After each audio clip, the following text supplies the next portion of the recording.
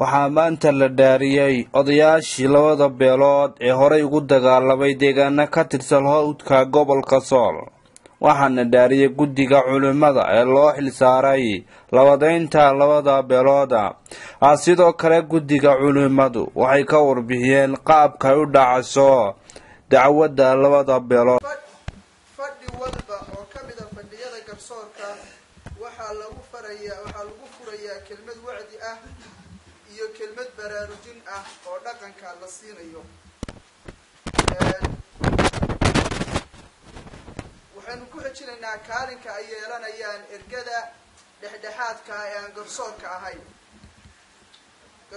ergada dhexdhexaadka ee garsoorka ahayn waxay leeyihiin kow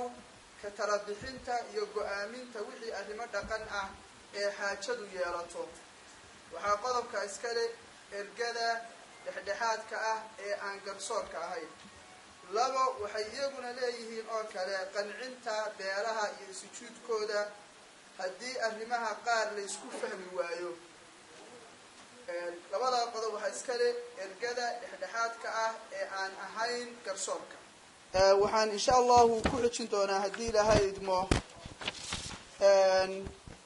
iyana brotocoolka aynu uga baahannahay madasha garsoorka koo waxaynu u baahannahay wixii telefoonna ah in la demiyo marka lasoo galo hoolka garsoorka wixii teleefon ah waa la deminayaa labo in aan uusan hadlin qof ergada ka mid ah ilaa ay garsoorku u fasaxo maahaane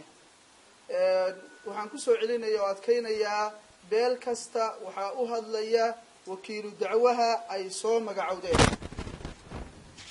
waxaan insha allahu kusoo gabagabeynayaa waxaan xaadirinayaa magacyada guddiga garsoorka waxaa kow ka ah doctor Axmed Jaamac Ismaaciil Mire oo guddoomiye ah waxaa laba ah Sheikh Axmed Sheikh Umar Xasan waa la wada garanayaa qof kasta guddiga garsoorka waa la wada arkaa waan malaynayaa waxaa saddex ah Sheikh Axmed Maxamed Suleymaan waxaa afar ah Sheikh Cali Caydiid Cabdalle waxaa shan ah Sheikh Axmed Maxamed Maxamuud Saalixi waxaa lix ah Siciid Muuse Xaaji Nuur oo isagu xiriiriye iyo xogeyn ah waxaan akhriyi doonaa insha allahu liiska ergada labada beelood marka waxaan rabaa insha allahu qof kasta oo la xaadiriyay wuu soo kacayaa wuxuu saxeexayaa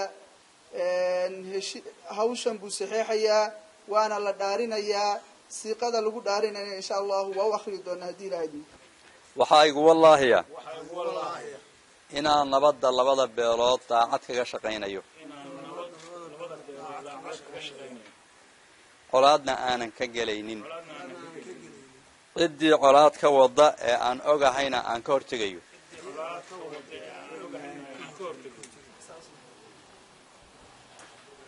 inaan nabadda labada beelood daacad kaga shaqaynayo colaadna aanan ka gelaynin ciddii colaad ka wada oo aan ogaadana aan ka hortegayo haye saxaax nabadda aynu raadinayno intaasoo islaama oo duqay leh oo culummo leh oo isimo leh oo dawlad la isugu yimaada ilahay noo hirgeliyo ilahay waxaynu ka baryaynaa colaadda iyo fitanka iyo dhibka aynu dareemayna allah inaga dulqaado intii dhimatay allah u naxariisto inta dhaawacantay ilaahay noo caafimaad iyo haynoo siiyo nabad haynoo siiyo xumada iyo qalbi xumada iyo nacaybka ilaahay isjacayl iyo hilow allah inoogu bedelo intaa kadib maxkamaddii waa inoo furan tahay ciddii ka maqnaata fadhiyada garsoorka ee ka mid ergada labada beelood waxaa loo gudbinayaa magacooda dawladda cidda ku shaqada leh ayaa loo gudbinaya marka inay isu dhan tihiin waa laga marmaan si ergadaasi beeluhu soo xusheen ay goobjoog uga noqdaan dacwadda iyo qaab socodkeeda iyo go'aamadeeda haddana waxaynu u gudbaynaa maxkamadda inoo furan tahay dacwadiina soo gudbisaan afhayeenadii idin magacowdaan marka koowaad khadar maxamed cabdi tarabi jifiga caalamiga ee badda 24 jifi magaalada laascanood